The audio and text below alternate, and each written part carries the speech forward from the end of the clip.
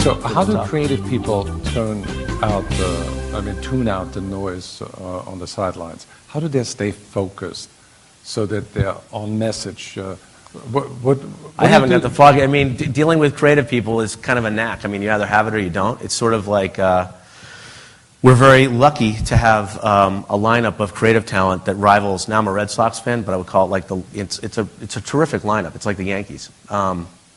And we're very blessed to have that lineup. As to how they come up with the ideas, your guess is as good as mine, but I think it really comes down to quality of the input. The direction is absolutely key. I think, just expanding on your question for a second, I think what is unique for us in our approach to selling, it comes down to kind of three things. One is we have worked hard to create an internal sense of a value structure. So we have 10 values. We hire people this way and we retain people this way. And I'll try and remember all 10 of them, but we look for people who are radiators, not drains, people who are hand raisers, not finger pointers, people who are about we, not me, people who make the work better, people who espouse healthy paranoia. Now there's unhealthy paranoia, and then there's healthy paranoia. Healthy paranoia is a good thing, we believe. People who are good closers, what do I mean by that? There's a lot of talk in our business, and there are very few people that can actually take that over the last 5 yards and get it done. Those are people who are really rare. People who present well, and people who always, and I mean always, do the right thing. Absolutely always do the right thing, really, really critical. So having that value structure is really great, and that unites the creative people alongside the account folks, alongside the digital folks, and so on and so forth. The second thing is our account people and our creative people go a long way. Yogi Berra once said you can see an awful lot just by observing. So we get further faster by observing people and how they behave and looking for those behavior patterns that we can then touch in terms of our work.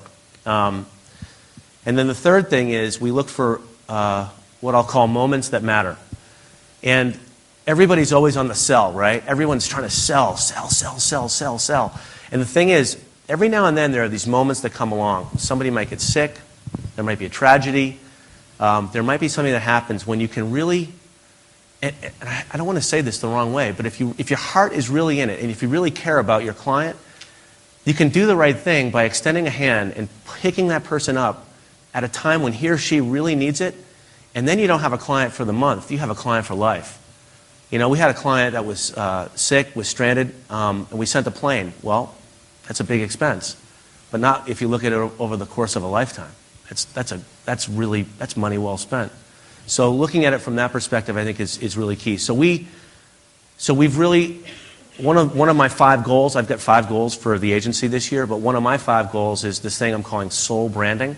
So when Gerhard called me to come out here and talk with you all and have a conversation this morning, I thought, what better way than talk about it from the standpoint of the soul of selling? Because really that's where I think the difference is between going on the sell and going to the soul. So what I hear when I listen to you in our conversations, you seem to be matching 2 things well. One is you connect your brain to the process, but also you respond or react to the tug of the heart. Right. So and plus, I think the third category is you've learned from your mistakes that you got to deliver on your promises. Oh, you have to, yeah, or they'll just tear you up. Because in this digital world, as we've said, your customers are your biggest critics, and they can find out in a nanosecond everything about everything, and they're going to have a point of view on it, whether you like it or not. That's why when we had dinner last night, and you'll hear him speak later with Jeff Hazlett from Kodak. He's got this chief listening officer. I think that's hugely key. If you look at companies that have strong cultures like Zappos, they've got an army of people that are listening in real time to every comment online. We work for years to build up brands, but they can be torn down in a heartbeat. And so that's what we're trying to avoid.